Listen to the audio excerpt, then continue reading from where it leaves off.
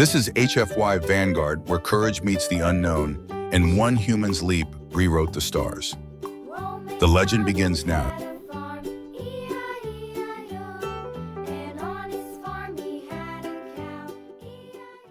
The twin suns of Proxima 7 hung low over a horizon of violet clouds and rust-red dunes.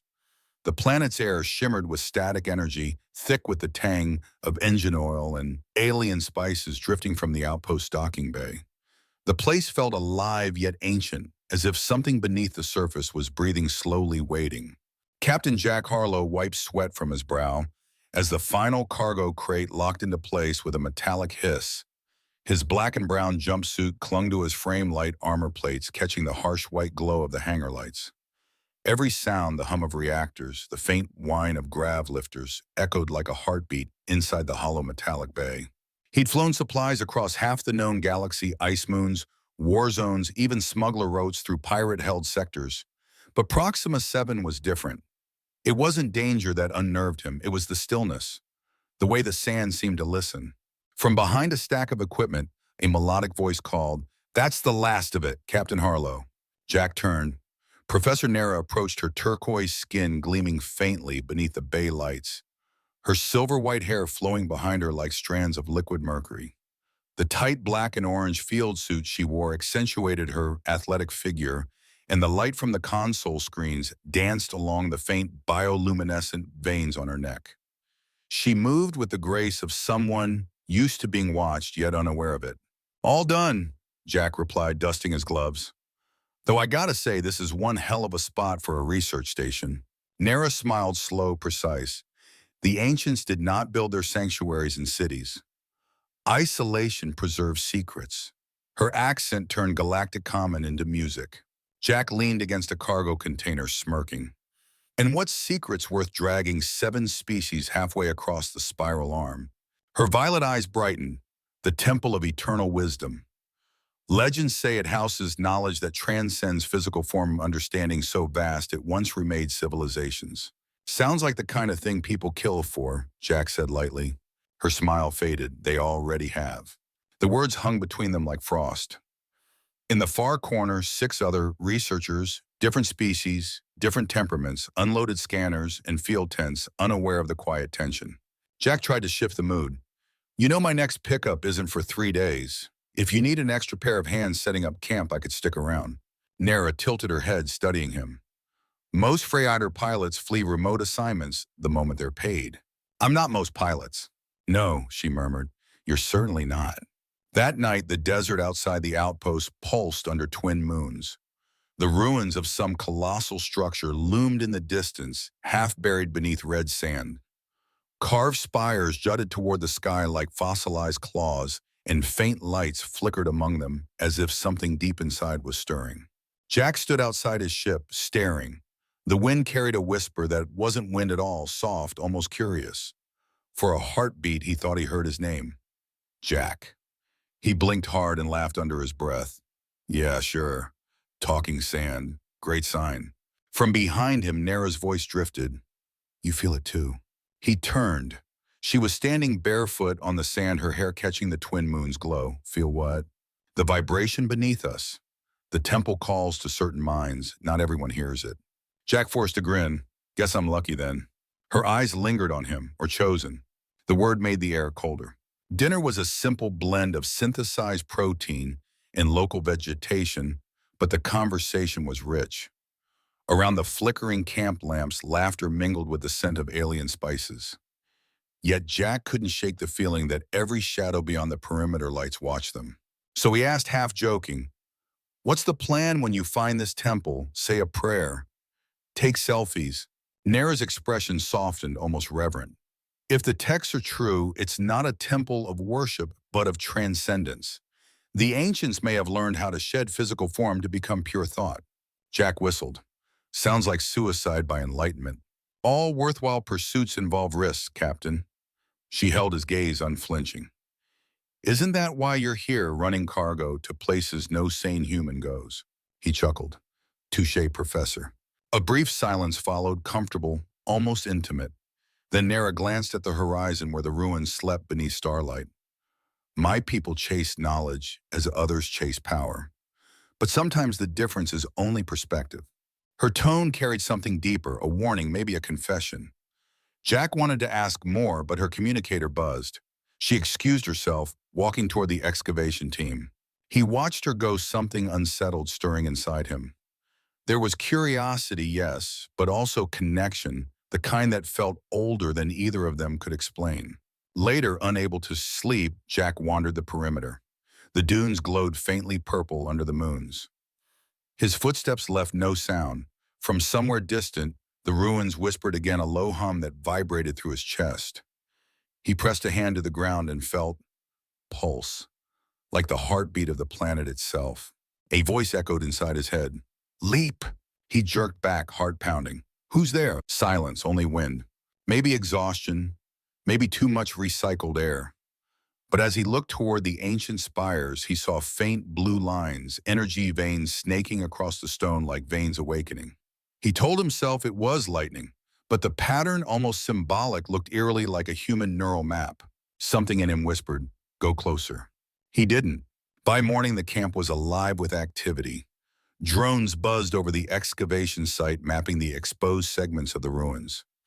Alien engineers debated glyph translations, and Nara moved among them like a conductor directing an orchestra. Jack helped where he could, fixing power conduits, calibrating sensors. Despite her reserved manner, Nara occasionally threw him a glance that lingered too long to be purely professional. During a break, he found her alone near the ridge, examining a massive stone slab covered in etched runes. The surface shimmered faintly under her touch. These markings, she said, are older than any civilization we know. They reference something called the aperture of wisdom, a gate perhaps, or a machine of understanding. Jack raised an eyebrow. A hole that gives you wisdom, that's one hell of a metaphor. Her lips twitched, or a warning. The last phrase translates roughly as, only those who leap without sight shall see truly. Jack laughed. You're telling me the ancients built a self-help death trap? Nara's eyes narrowed slightly, but amusement flickered there. Maybe, or maybe they built a mirror. Something that tests what one truly is. As the twin suns began to set, painting the dunes with crimson fire, Jack stood beside his ship again, watching the horizon. The whisper returned clearer, this time almost human. When the sky burns, leap. He turned sharply, scanning the desert. Nothing. But the feeling in his gut, the same reckless instinct that had gotten him through a dozen near-death runs, told him the voice was real, and somehow it was waiting for him. Nara joined him, silent for a long moment. Then she said quietly, you ever feel like the universe has been waiting for you to make one decision? Jack exhaled. Every time I start the engines. She smiled, a rare warmth breaking through her composure. Then maybe this place brought you here for a reason. He looked at her, at the dying suns painting her turquoise skin gold, and for the first time in a long while, he didn't want to run. Maybe it did, he said softly. Behind them, in the darkness beyond the camp lights, a faint blue pulse rippled across the sand, spreading outward from the ruins like a heartbeat. And somewhere deep beneath Proxima 7's surface, something ancient and awake whispered again, human, soon. By dusk, the twin suns of Proxima 7 had sunk low enough to paint the dunes in blood and violet. The ruins beyond camp stood like black teeth against the horizon, half buried in shifting red dust.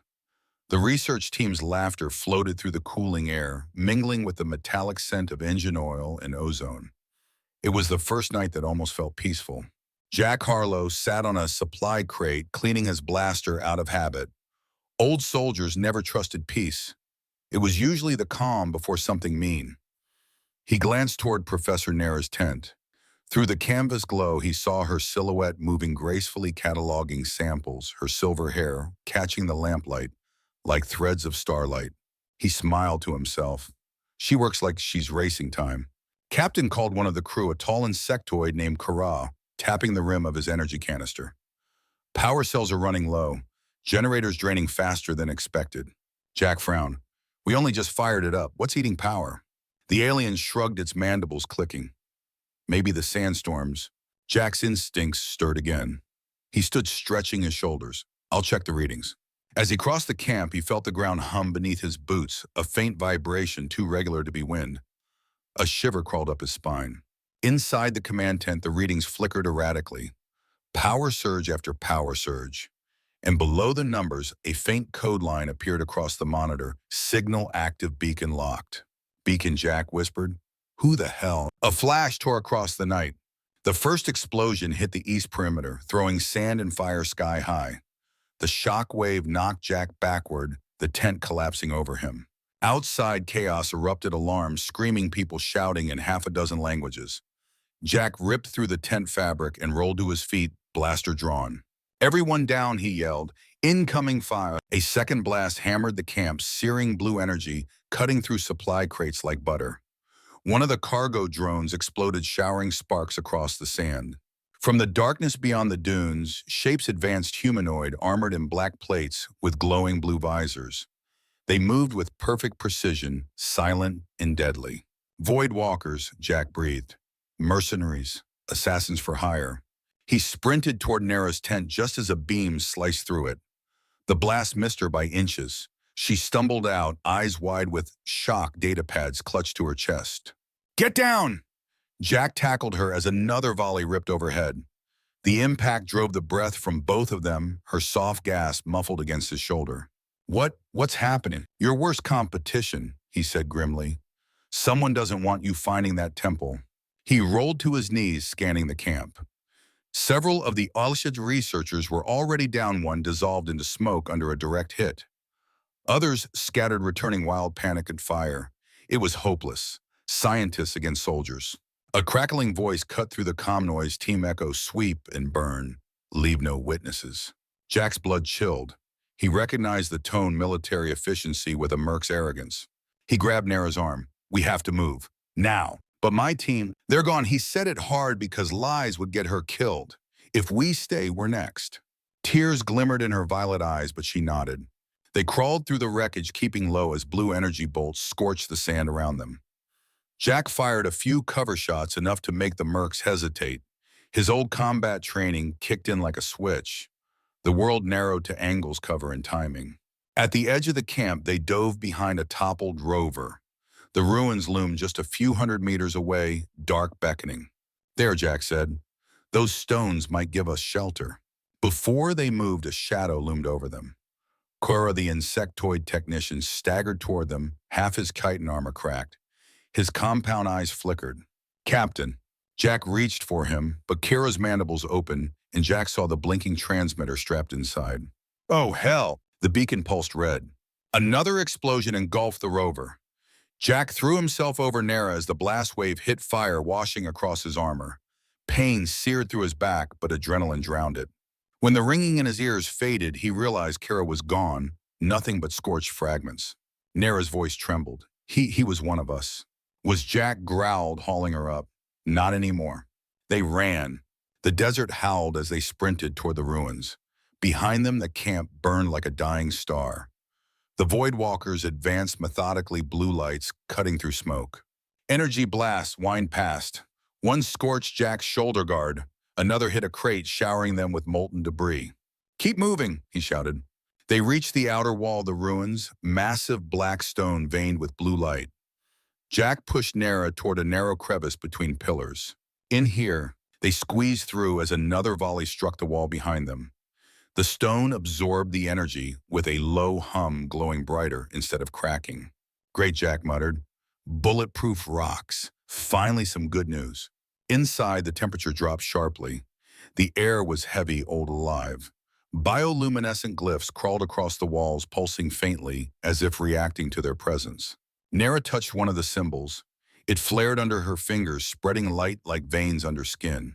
They're responding to us, she whispered. Or warning us. He guided her deeper past crumbled corridors and ancient carvings that twisted the eye if you stared too long. The noise of battle faded behind them, replaced by a rhythmic hum, almost like a heartbeat echoing through stone. Finally, they reached a circular chamber lit by pale blue light seeping from cracks in the ceiling. Jack slumped against a pillar, breathing hard. I think we lost them. Nara sank to her knees, trembling. My team. All of them. He crouched beside her. I'm sorry, you did everything right. This wasn't your fault. Her violet eyes shimmered with grief and fury. They died for knowledge. I won't let their deaths mean nothing. Then we find out who sent those bastards, Jack said. But first we stay alive. He moved toward the entrance, peering into the corridor. The flicker of searchlights danced across the far wall, void walkers sweeping methodically closer. Damn, they're still hunting. Then deeper, Nera said, standing. The grief in her voice had hardened into resolve. The temples beneath these ruins. The ancients built sanctuaries within sanctuaries. If we reach the inner chamber, we might find defenses. Defenses, Jack smirked weakly. Now that's a word I like. They pressed onward. The deeper they went, the more the walls shimmered with faint energy patterns like circuits beneath translucent skin. Every step felt heavier, as if gravity itself thickened. At one junction, Nera paused, tracing a set of runes with her fingertips. This writing, it's Lyrian but ancient, distorted. My ancestors must have descended from these builders. Guess that makes you part of the home team, Jack said, trying to keep the tone light. She didn't smile. If that's true, we've forgotten everything they once were. The corridor opened into a vast hall. Pillars lined the edges like guardians, each carved with faces neither human nor alien. In the center lay a circular platform, smooth, dark, and humming with restrained energy. Nera's eyes widened. This is it. The gateway to the lower temple. Gateway how? Her fingers danced over glowing symbols. Energy conduit, pressure lock. I think it responds to genetic markers. And what happens if it doesn't, like mine? She looked up at him, serious. Then we find out what vaporization looks like. Jack grinned despite himself. After the night I'm having, might as well roll the dice. She hesitated. You don't have to. Yeah, I do. He placed his hand beside hers on the console. The platform pulsed once, twice. Then a blinding shaft of blue light erupted from the floor, swirling upward like a storm. The air crackled and the hum deepened into a low resonance that vibrated in their bones. Jack, Nera whispered, it's reading you. Guess the temple's got a thing for humans. The glow intensified. A section of the floor slid open, revealing a spiral staircase descending into luminous darkness. Cold air rushed up, smelling faintly of ozone and time. Behind them, distant shouts echoed. The void walkers were closing in. Ladies first, Jack said, raising his blaster. Nera met his eyes, fear and trust balanced perfectly. Don't get yourself killed, Captain. No promises. They descended. The lower passage was narrow and smooth walls, etched with glowing veins of energy that pulsed like a heartbeat. Every step downward muffled the world above. Finally, they emerged into a smaller chamber, circular and silent. At its center floated a sphere of soft blue light, suspended above a dais. Nera approached, slowly, wonder in her voice. The text called it the aperture of wisdom. But I never thought. Jack cut her off as a faint sound echoed from above, metallic boots echoing down the stairwell. They're here. Nera's hand hovered over the light. If I activate the chamber, maybe it'll seal the passage. Do it. She touched the light. The sphere flared, projecting streams of energy along the walls. The glyphs blazed like constellations coming alive. The stairwell above them folded shut, slabs of stone sliding seamlessly into place. Silence. Jack exhaled. Nice trick. Nera turned toward him, her face lit by the eerie glow. It's not a trick. It's a test. A test of what? Faith, she whispered. The light pulsed brighter, bathing them both in ethereal radiance. Somewhere deep inside the temple, machinery older than empires stirred awake. And far above in the burning night, the void walkers regrouped, their leader scanning the ruins with cold precision. Find them, he ordered. The human first, the Lyrian alive. The hunt had just begun. The air below the sealed stairwell was thick, metallic, almost sentient. Every breath Jack took felt like inhaling through the lungs of some ancient machine. The faint hum from the glowing veins in the walls rose and fell with a rhythm eerily close to a heartbeat. Nera walked ahead, her hand gliding along the luminescent glyphs that traced the corridor's curvature. Her touch seemed to awaken them, each symbol flaring briefly before fading again, like fireflies acknowledging a queen. Jack followed close behind, blaster drawn, but his eyes kept drifting to her rather than the shadows. She moved with poise and confidence, though the tightness in her shoulders betrayed the tension beneath. The turquoise hue of her skin glowed faintly under the alien light, and the way she whispered ancient words to herself sounded like prayer. This place feels alive, Jack muttered. Nera didn't look back. It is. The ancients wove energy and matter together as one. Their temples weren't built, they were grown. Jack frowned. You mean the walls are breathing? In a way, yes. She stopped turning toward him. Her violet eyes reflected the blue glow around them. This structure responds to consciousness, to emotion. If you fear, it senses fear. If you're calm, it eases. Jack snorted. What if I'm Bo? Her lips curved faintly. Then it'll be very confused. The corridor widened into a grand chamber that took Jack's breath away. The ceiling stretched upward into darkness, the walls carved with countless spirals of glowing script. At the center stood an enormous circular pit rimmed with silver stone and humming energy like a throat to infinity. Above it, faint blue motes drifted upward, vanishing into the void overhead. The aperture Nara breathed. Her voice trembled between awe and devotion. It's real. Jack approached cautiously, peering into the pit. It wasn't empty. It shimmered, a surface of liquid light, constantly folding in on itself, showing flashes of stars, memories, colors that didn't exist in the visible spectrum. He felt it before he heard it, the same whisper he had heard outside the camp. Human. Leap. His pulse spiked. Nara, he said quietly, it's talking again. She looked at him sharply. You can hear it. Yeah, it's calling me. That's impossible. The aperture speaks only through resonance, pure thought, not through auditory channels. Well, maybe it likes the way I think. She stepped closer to him, studying his face as if the answer might be written there. This shouldn't happen. You're not Lyrian. You're not even genetically compatible with the resonance field. Jack grinned crookedly. Guess the rules didn't read my DNA. Nara didn't smile back. No Lyrian has ever entered the aperture and survived intact. The transfer of knowledge, it shatters the mind, turns it to light or something worse. And yet it's whispering to me, Jack said. Either it's suicidal or it knows something you don't. Her eyes flickered with something between fear and fascination. It knows you.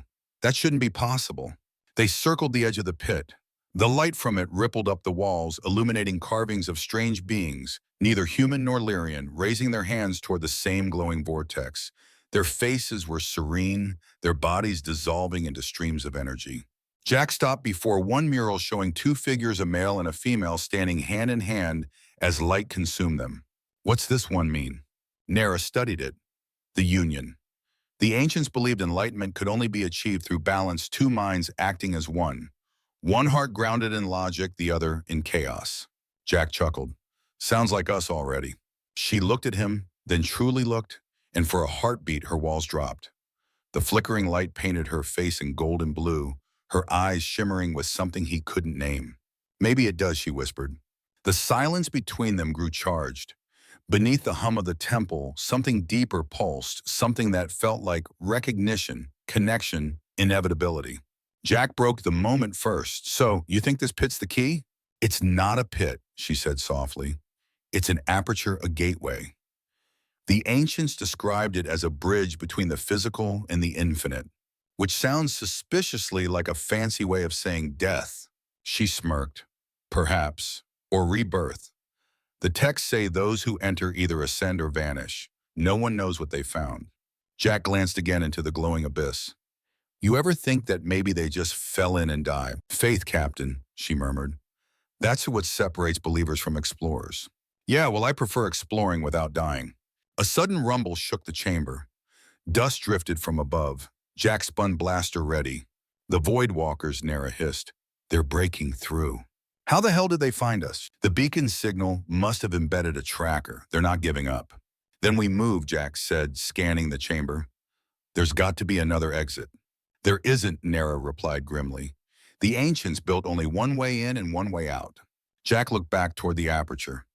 The light within it shimmered brighter, almost beckoning. Oh, you've got to be kidding me, he muttered. Nara read his expression and stepped forward quickly. No, absolutely not. Got a better idea. The aperture isn't a door, Jack. It's a threshold of consciousness. You step in, without preparation, you will dissolve. Then prep me fast. Her frustration flared. You think this is bravado? This isn't one of your human action hollows. The aperture tests your essence, your fears, your faith, he finished quietly. Yeah, you said that already. Before she could respond, the crash of falling stone echoed from the stairway above. Flashlights flickered through the cracks in the ceiling. Jack took a breath. They're here. Jack, please. He turned to her, cupping her face with one hand. You once told me that all worthwhile pursuits involve risk. Well, here's mine. Her lips parted, trembling. Don't. But he was already stepping backward toward the pit. If this thing wants a leap of faith, might as well give it one. Jack, she cried. He closed his eyes and jumped. Light consumed him. Not light like fire or electricity, but raw awareness, cold and endless. The universe poured into him in torrents too vast for comprehension. Stars ignited behind his eyelids, dying and being reborn in the same instant. Time fractured, folding into itself. He saw civilizations rise and fall, galaxies bloom and fade like sparks on a wind. Every thought he'd ever had disassembled and rearranged into patterns of geometry and song. And within the chaos, voices, infinite, ancient, and unified. Human, unbound, curious, reckless. Guilty as charged, Jack thought, or maybe just was. You leap where others hesitate. That is your strength and your weakness. I'll take both. The voice rippled through him like thunder and laughter combined. Then learn. The flood of knowledge hit him like a tidal wave. Physics bent. Matter became will. He saw through dimensions as easily as breathing, and yet somehow impossibly he remained whole. When the storm subsided, he found himself floating in a void of fractal light. His body was gone, replaced by something luminous and fluid. Then another light appeared beside him, turquoise and violet, swirling into form. Nera. She was radiant, her consciousness shimmering like a living constellation. You followed me, Jack said, his voice, not words but thought. I couldn't let you face this alone. Her essence pulsed beside his. Partners remember. Their minds touched and merged. Every barrier between them dissolved. He felt her awe, her grief, her unspoken longing.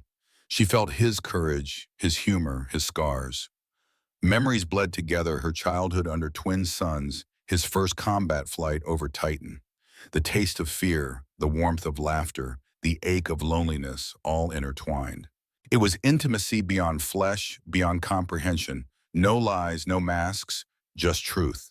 This is the union, the ancient voice whispered, balance restored, creation reborn. Jack felt Nera's thought pulse against his. We have to go back, the Void Walkers. I know. Together, they reached for the surface, their merged consciousness spiraling upward through the aperture's light. When Jack's eyes opened, he was lying on the cold stone floor of the chamber. His body trembled with exhaustion, but his mind hummed with impossible clarity.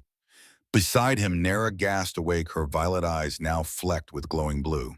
Jack, she whispered, I saw everything. He reached for her hand. So did I. For a moment, neither spoke. The air between them buzzed with quiet electricity. Their link, whatever the aperture had done, hadn't faded. He could feel her heartbeat as if it were his own.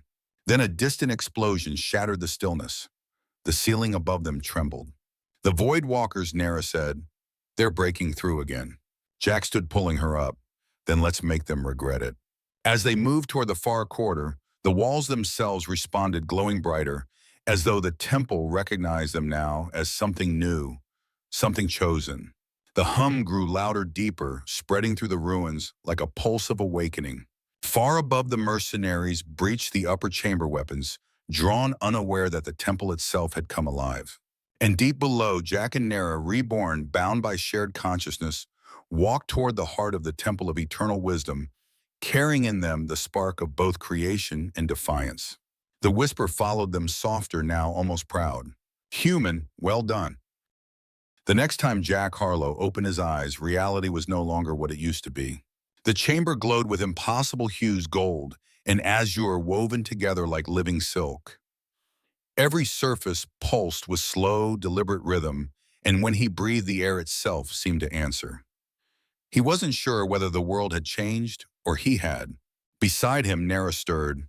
Her turquoise skin shimmered, faintly laced now with streaks of soft silver that pulsed in sync with the glyphs carved into the walls. When her violet eyes opened, Jack saw tiny sparks of blue light dance within them like stars trapped behind glass. Their hands found each other's without thought. The connection that had begun inside the aperture still pulsed between them, constant, undeniable. Jack could feel her heartbeat through the contact, not through skin, but as rhythm echoing inside his own chest. Are you, he asked, half joking, half praying. Nara smiled faintly, more than before. And you? He flexed his fingers. Faint light shimmered beneath his skin.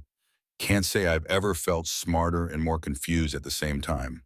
The aperture didn't destroy us, she whispered, wonder in her voice. It changed us, adapted us. Jack exhaled slowly, his mind flooded with flickers of memory, visions of cities made of light, of beings who spoke in harmonics rather than language of wars, fought not with weapons but with ideas. The knowledge from the ancients still lived inside him, wild and burning, too large for one mind to hold, yet somehow bearable. He turned to Nara. We survived what your people feared for centuries. Guess humanity's good for something after all. She met his gaze softly. Courage without arrogance. Curiosity without restraint. You embody both. The ancients were right. Faith and reason are two halves of the same whole. Faith, huh? Jack murmured, his voice rough. Feels like I jumped into a black hole and found a miracle.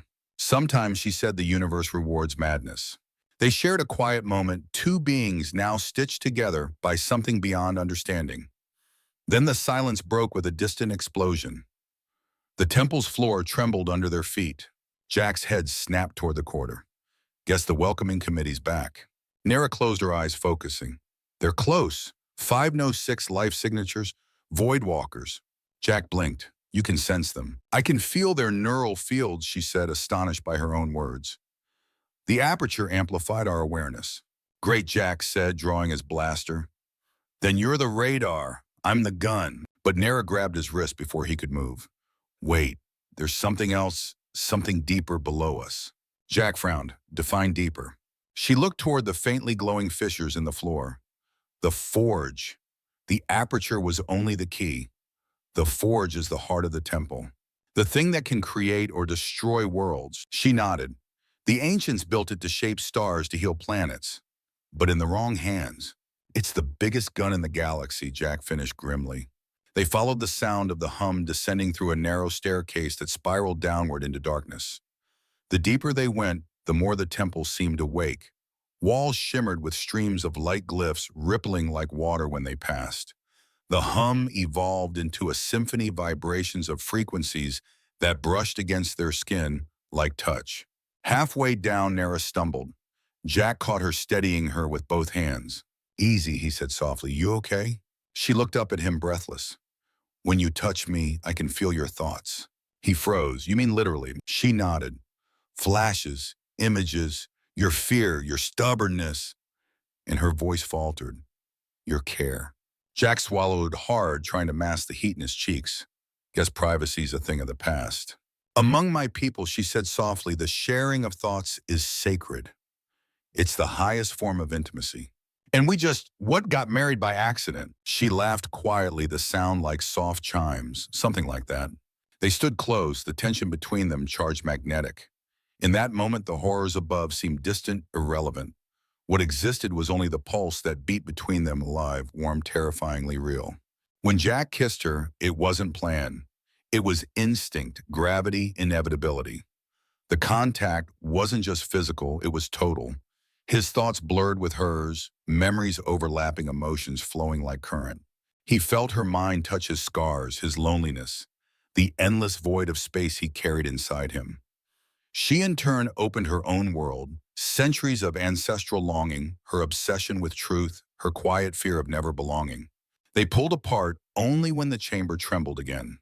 Later, Jack murmured, let's not die before our honeymoon. Nara smiled, a glint of fire in her eyes. Agreed. The stairway opened into a cavern so vast Jack thought they'd stepped inside a planet's core. Towers of metallic stone stretched upward into infinity, and at the center of it all floated a sphere of pulsing light, the Nexus Forge. It radiated raw power streams of blue and crimson energy, weaving around it like storm clouds. Every pulse rippled through Jack's bones, resonating with something deep inside. Incredible, Nara whispered. It draws energy directly from subspace. This is what the ancients used to sculpt galaxies. Or vaporize them, Jack muttered. She moved to the controlled dais that overlooked the forge. Ancient symbols flickered alive as her fingers brushed them. These systems are still functional. I can read fragments of code security protocols, containment fields. Jack kept watch scanning the shadows. His new awareness made him feel every vibration, every particle of heat. Somewhere above faint signatures flickered movement, closing in fast. They're here, he said. 3 minutes tops. Nara worked faster. I can trigger the temple's defenses, but the language is alien even to me. Jack joined her, his hand hovering above the console. Wait. Somehow he knew which sequence to touch. His fingers danced over the glyphs as if guided by instinct or memory. The interface responded immediately, lines of light connecting across the dais. Nara stared. How did you? I don't know, he admitted. Maybe the aperture rewired me. Maybe I just got lucky. Humans, she murmured, always calling miracles luck. The forge roared to life. Columns of light surged through the chamber walls, illuminating the runes of the ancients. From the corners of the cavern, mechanisms long asleep began to move, massive sentry constructs rising from the floor, their eyes burning blue. Outside, the Voidwalkers breached the lower passage. The first wave entered and were instantly met by a barrage of blinding energy. The shock waves echoed like thunder. Jack grinned. Guess the home team's awake. But the victory was brief. Above the noise, a voice boomed from the shadows, a smooth, measured tone that froze Nara in place. Professor Nara, still chasing ghosts, I see. From the smoke emerged High Counselor Therax, draped in crimson and black robes, flanked by 4 surviving Voidwalkers. His face was pale, his features sharp as a blade, and his elongated eyes gleamed with both intellect and malice. Nara's jaw tightened. Therax, you denied my research. You called me a dreamer. Dreamers and fools are often the same, Therax replied smoothly. But I underestimated your persistence. His gaze shifted to Jack. And your companion. Remarkable. The humans survived the aperture. Impossible. Jack raised his blaster. Yeah, I get that a lot. Therax ignored him. You've done more than survive. The aperture has marked you. I can feel it. The temple responds to your presence. Too bad it likes me better than you, Jack said. Therax's smile didn't reach his eyes. This forge is the key to salvation. My world stands at the brink of annihilation by the Krek's hegemony. You would deny me the power to save it. Nara's voice cut sharp. By becoming the monsters you fear, the ancients built the forge to create, not destroy. Therax's composure cracked. Creation and destruction are twins. One cannot exist without the other. I will use the forge to protect Lyrian civilization, whatever the cost. Jack stepped forward, blocking his aim. You sound like every tyrant who ever said it's for the greater good. Newsflash, it never is. Therax's eyes narrowed. You presume to lecture me, human? You've barely learned to cross the stars. Maybe, Jack said coolly, but we've learned one thing you haven't, when to stop playing God. Enough, Therax snapped. He raised an ancient weapon, sleek and humming with unstable power. Stand aside. Nara's hands flew over the console. Jack now. The forge's defenses flared again, beams of light slicing through the air. The Voidwalkers scattered, returning fire. The cavern erupted in chaos, blinding energy bolts, shattering echoes, collapsing stone. Jack fired, ducked, rolled. His body moved faster than it should have, reflexes enhanced by whatever the aperture had done. He shot one merc clean through the chest, the beam hitting with pinpoint precision. Therax fired back energy, slicing past Jack's shoulder. The heat burned through fabric and flesh. He hissed in pain, but kept moving. Meanwhile, Nara had her hands on the core controls. The runes flared bright as she chanted ancient Lyrian words. The forge's hum deepened, vibrating through the ground like the growl of a god. Jack, she shouted, if I can override the forge, I can seal it, but I need time. Buy all the time you need, he yelled back, diving behind a pillar as debris exploded overhead. One of the Voidwalkers closed in, blade drawn. Jack met the strike head-on, parrying with a chunk of metal piping. Sparks flew. The alien snarled, swinging again. Jack feinted, then slammed his elbow into the merc's visor, cracking it open. He seized the opening and drove the improvised weapon into the merc's chest. Humans, he panted, we fight dirty. Nara's voice broke through his thoughts. It's ready. Jack looked up, chest heaving. Do it. She pressed the final glyph. A surge of light erupted from the forge, engulfing the chamber. Everything froze, the combatants, the debris, even sound itself. Then in perfect silence, the energy retracted, leaving behind a new stillness. The forge's glow turned from chaotic crimson to steady, serene blue. Therex stumbled backward, his weapon flickering dead. What have you done? Nara stood tall, her eyes shining like twin stars. We restored its purpose. It no longer obeys destruction. It protects. Jack stepped beside her, his hand finding hers. You just lost your toy counselor. Therex's face twisted with fury. You think you've saved anyone. You've doomed us all. Maybe, Jack said, but at least we'll go down doing the right thing. The chamber trembled as the upper tunnels began to collapse. Jack looked up, hearing the groan of stone. Time to go. Nara nodded. The ancients built escape conduits. I can feel them there. She pointed to a shimmering archway forming at the far wall. They sprinted toward it as the ceiling cracked open above. Behind them, Therex screamed, "This isn't over," before the roar of collapsing stone swallowed his voice. Jack and Nara leaped through the archway just as the forge chamber imploded, a blinding surge of light, consuming everything. For a heartbeat, the universe was nothing but white. Then darkness. Silence. For a long, unmeasured moment, Jack Harlow floated in nothingness. No sound, no ground, no sky. Then gravity returned with a vengeance. He hit hard sand, grinding into his palms, lungs, gasping for air. Above him, the ruins groaned. The once magnificent temple of the ancients was now a crumbling skeleton, its upper tiers collapsing into the abyss. Jack! Nara's voice cut through the haze. She knelt beside him, hair tangled with dust, eyes still glowing with residual light from the forge. Her turquoise skin bore streaks of gray ash, but she was alive and fierce. You okay? She asked, gripping his shoulders. I've had worse landings, he rasped, spitting out sand. Then his gaze caught something behind her. But I wouldn't celebrate yet. A figure stumbled through the smoke. Therax. His crimson robes were torn, his once regal face burned and bloodied, but he was alive and furious.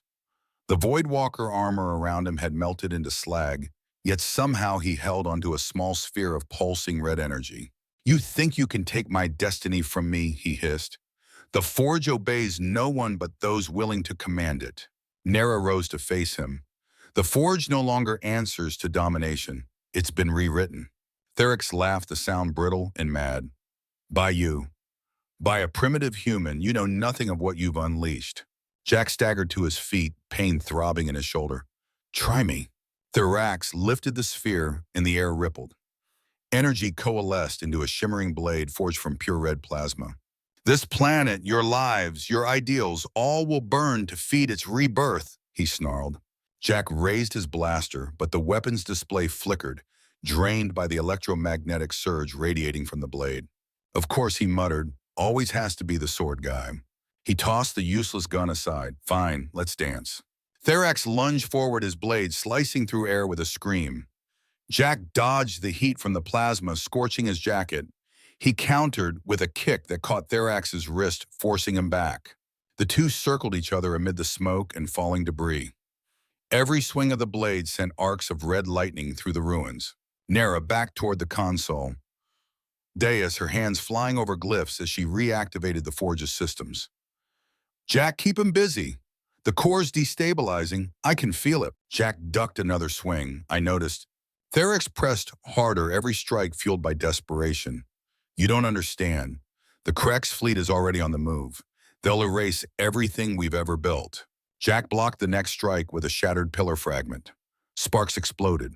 So your plan was to beat them by becoming them? Therax's eyes blazed. To survive. Jack dropped the fragment and drove a fist into his gut. At what cost? Therax doubled over but slashed upward wildly, the blade grazing Jack's arm. He grunted, the smell of burning flesh filling the air. From behind, Nara shouted, the forge is unstable. The energy field is expanding beyond containment. Jack risked a glance. The central core of the forge pulsed violently, the serene blue light now flaring between violet and white. Energy bolts lashed outward, tearing cracks into reality itself. Therax turned toward it, eyes wide with a fanatic's joy. It's opening. Don't you see the power of creation within reach? He sprinted toward the dais. Jack lunged after him, tackling him just before he reached the platform. Both men crashed to the ground, grappling amid the blinding light. Therek's voice twisted into a growl. You can't stop evolution, human. Maybe not, Jack, said, teeth clenched. But I can sure as hell stop you. He slammed his head into Therax's face, primitive, brutal, effective. The counselor reeled back, blood streaming from his nose.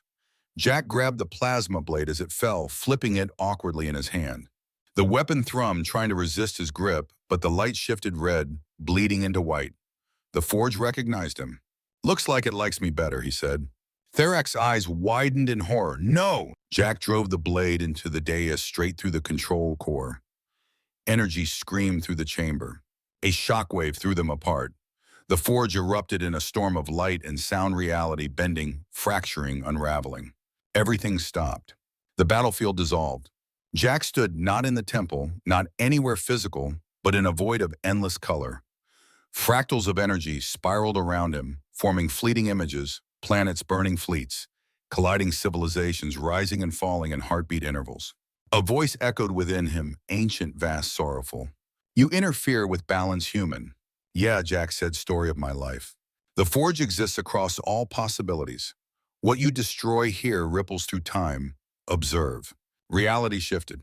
He was standing on a starship bridge, hundreds of Lyrian vessels firing against a monstrous armada.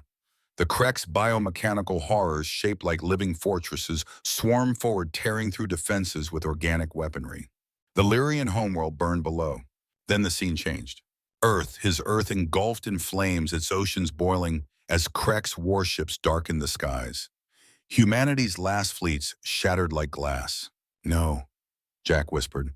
Another shift. The forge in Therax's hands annihilated the Kreks in one blinding wave, but then turned on every rival species that might challenge Lyrian supremacy. The galaxy fell silent under their rule, a sterile empire of peace through extinction. Jack's chest tightened. Both paths lead to hell. Correct. So what's the third option? Creation. Images changed again. Worlds reborn. Wastelands healed by radiant light. The forge reprogrammed as a shield capable of weaving barriers of pure energy around entire planets, protecting rather than destroying. Jack looked down at his hands, which glowed with the same blue light. We can rewrite it? If you and the Lyrian choose unity, alone, either species will fail. Together, perhaps not. The vision faded. Jack gasped as gravity returned. He was back in the collapsing chamber, Nera kneeling beside the console, her hands trembling. Jack, you vanished. What happened? I saw the future, he said hoarsely. All of them. If we let it fall, everything dies. If we use it as a weapon, everything dies slower. She looked up, eyes wide. Then what do we do? Jack reached for her hand. We changed the rules. They stood together before the forge's blinding core. The energy twisted violently, its gravitational field tearing the walls apart. Jack turned to her, calm now. You said earlier balance. Two minds, one purpose. That's what the ancients meant. Nera's breath caught. The dual interface. It was never meant for a single consciousness. Exactly. They built it for a pair, logic and instinct, reason and faith. Lyrian and human, she whispered. Jack smiled faintly. You ready to make some history? She took his hand, fingers tightening. With you always. They stepped into the storm. Light swallowed them. Their bodies dissolved, minds expanding until they were no longer separate. They became twin streams of thought, coiling together, weaving through the forge's infinite lattice. Jack's human intuition merged with Nera's analytical precision, forming something new, balanced, complete. They felt the pulse of creation itself, raw potential, waiting for direction. Choose the ancient presence commanded. Not destruction, they thought as one. Protection. Not conquest. Harmony. The forge answered. Its violent red flare softened into luminous blue, its chaotic pulse settling into rhythm. The energy stopped devouring itself and began to stabilize, folding inward like a blooming star in reverse. From orbit, the surface of Proxima 7 erupted in radiant light. A sphere of energy expanded outward, wrapping the planet in a shimmering shield that deflected debris and stabilized the crumbling crust. Everywhere the light touched ruin gave way to renewal. The broken temple sealed itself, stone refusing into smooth walls. The storm above calmed. Within the forge's heart, Jack and Nara floated amid a sea of light still joined. We did it, she thought. We did, he answered. But I'm not sure what we even means anymore. Her consciousness brushed his warm and infinite. It means you'll never be alone again. He smiled through the thought. I can live with that. Time returned like a breath after drowning. Jack blinked and found himself lying on solid ground surrounded by faint blue luminescence. Nara was beside him alive, her skin glowing softly. Their eyes met, and both realized they could still feel the echo of each other's mind. We stabilized it, she whispered. The forge is safe. Jack looked around. The devastation was gone. The chamber stood whole again, humming gently like a living heart. And Therax, a shadow stirred near the edge of the platform. The High Counselor crawled toward them, barely conscious. His robes were scorched, his expression hollow. You changed it, he rasped. Turned our salvation into mercy. Jack crouched beside him. Funny thing about mercy, it tends to last longer. Therax's gaze flickered between them, a strange mix of hatred and reluctant awe. You've rewritten the fate of worlds, human. I hope your species is ready for the consequences. Jack's voice was steady. We always are. Nara knelt, placing a hand over Therax's chest. Rest, Counselor. The forge will not destroy, but it can heal. Even you. Light flowed from her palm, sealing his wounds. For a brief moment, Therax's eyes softened, then he went still unconscious, but alive. Jack rose, watching the faint blue barrier now stretching across the horizon through the cracked ceiling above. A shield around a planet, he murmured. That's got to be one for the history books. Nara stepped closer, her expression tender. And it began with one human who closed his eyes and leaped. He grinned. Don't remind me how stupid that sounded at the time. She reached up, touching his cheek. It wasn't stupidity, it was faith. They stood together amid the gentle hum of Rebirth, the last remnants of the ancient temple, now a sanctuary rather than a tomb. Above them, the twin suns of Proxima 7 broke through the dissipating clouds. Their light filtered through the newborn planetary shield, painting the world in soft blue. Jack exhaled slowly, his arm wrapping around Nara's shoulders. So what now? She smiled. Now we build a future worthy of the risk you took. He chuckled. And if the galaxy doesn't like it, her eyes glowed with quiet fire. Then the galaxy can learn what faith really means. They walked out of the chamber together, their silhouettes framed by the light of creation itself. Behind them, the forge thrummed, a sleeping god turned guardian. In the distance, the surviving void walkers fled into the wasteland, their weapons useless against the planet's shimmering barrier. For the first time in millennia, Proxima 7 was alive again. Jack looked up at the sky, feeling the twin suns warm his face. The voice of the ancients whispered faintly through the wind. Human, you leaped, you learned, you changed the stars. He smiled, turning to Nara. Guess they finally got it right. Who, she asked. The ancients. She tilted her head. What makes you say that? Because if they could see us now, he said they'd know that creation didn't die with them, it just learned to love. 6 months later, the galaxy had changed. Proxima 7, once a graveyard of ruins, now shimmered beneath twin suns like a jewel reborn. The planetary shield Jack and Nara forged still glowed faintly in the atmosphere, visible even from orbit, a constant reminder that creation could triumph over destruction. From the viewport of the Lyrian High Council Tower, Captain Jack Harlow watched the world rotate slowly beneath him. His reflection, slightly older, a little scarred but unbroken, stared back from the glass. It's hard to believe we almost blew that place to atoms, he murmured. Behind him, Nara approached in flowing silver robes trimmed with black, her violet eyes glowing softly with the same blue luminescence as the forge itself. When she spoke, her voice carried the calm authority of one who had faced the infinite and returned. Almost, she said, joining him at the window. But we didn't. You didn't. Jack smiled faintly. I had help. Her lips curved. You had faith. He turned to look at her, fully letting the silence stretch. Between them was something more than words, more than affection. It was the lingering resonance of shared consciousness. Even now, when their eyes met, he could feel her thoughts brushing gently against his own.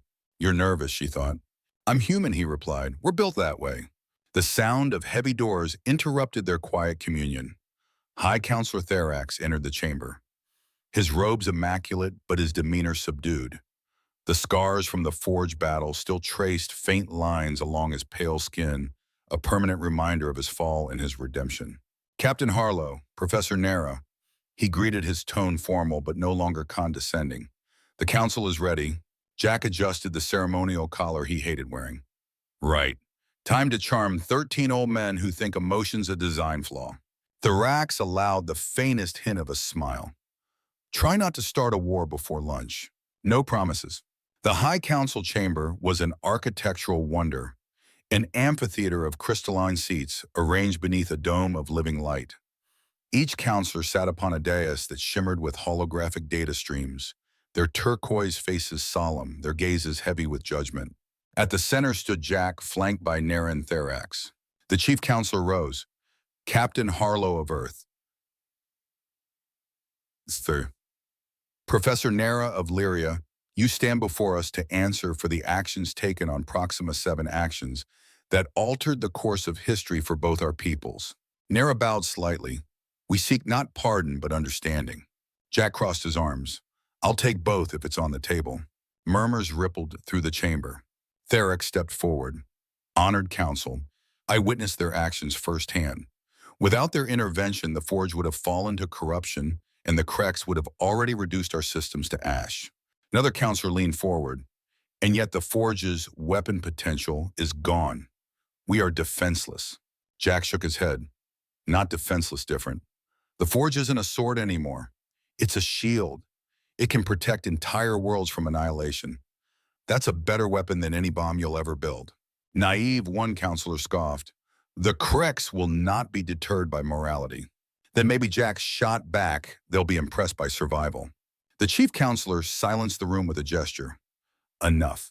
Captain Harlow, your defiance borders on insolence. Jack met his gaze squarely. It also saved your people. A long pause followed. Then to Jack's surprise, the chief counselor's expression softened. Perhaps, he said quietly, perhaps it did. He turned to Nera. Professor, you were once dismissed as a dreamer. Now you return with proof that the Ancient's legacy lives within you and within him. What do you propose? Nera took a breath, her voice resonant and calm.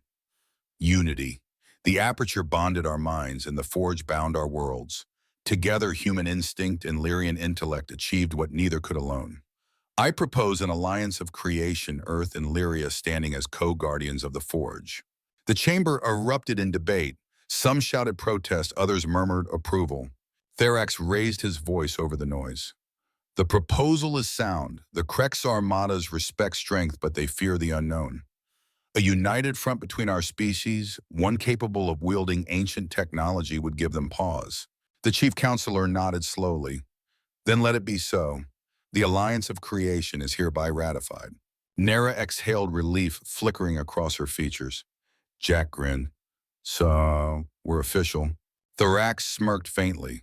For once, Captain, you are legitimate. Hours later, as the suns began to set over the glittering capital, Jack and Nera stood together on the grand terrace. The air was crisp, carrying the scent of alien blossoms that glowed under the fading light. Below, the city thrummed with life Lyrians and humans walking side by side, engineers rebuilding ancient systems, children laughing as tiny drones danced in the air. Looks like we started something big, Jack said quietly. Nera's fingers brushed his. You started it when you jumped. He chuckled.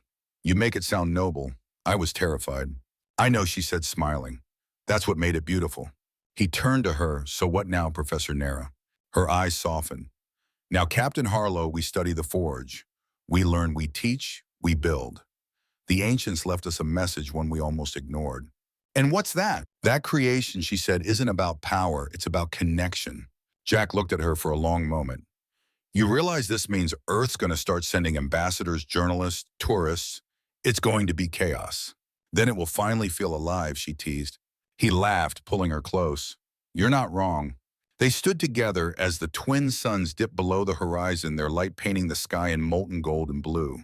In the distance, the faint shimmer of the planetary shield caught the fading sunlight, forming a halo around the world, a symbol of hope born from madness. Nera leaned her head against his shoulder. You know, she murmured, among my people shared consciousness is considered the deepest form of union. What we experienced in the aperture, Jack smiled softly. Yeah, kind of makes marriage look like a handshake. Her laughter was quiet, melodic. Then I suppose we're already bound, Captain.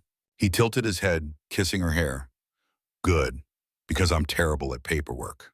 As the stars emerged, a low hum drifted across the horizon, the forge still alive, still watching.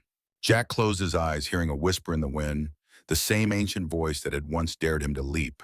Human, you did not conquer, you connected. The galaxy remembers. He smiled. Guess we passed the test after all. Nara looked up. What test? The one where you jump blind and pray the universe catches you. She smiled knowingly, and did it. He turned to her eyes, reflecting the twin sun's afterglow. It didn't just catch me, he said softly. It gave me a reason to fly again. They kissed beneath the alien sky, two beings from different worlds bound by something greater than blood or species, by courage, by trust, by the sheer impossible audacity to believe that love and creation were the same thing. As they stood on the terrace, the forge pulsed once in the distance, sending a ripple of blue light across the heavens. It wasn't a weapon anymore, it was a heartbeat. And somewhere in that pulse, the voice of the ancients whispered once more, sometimes to save the stars, you just have to take a leap of faith.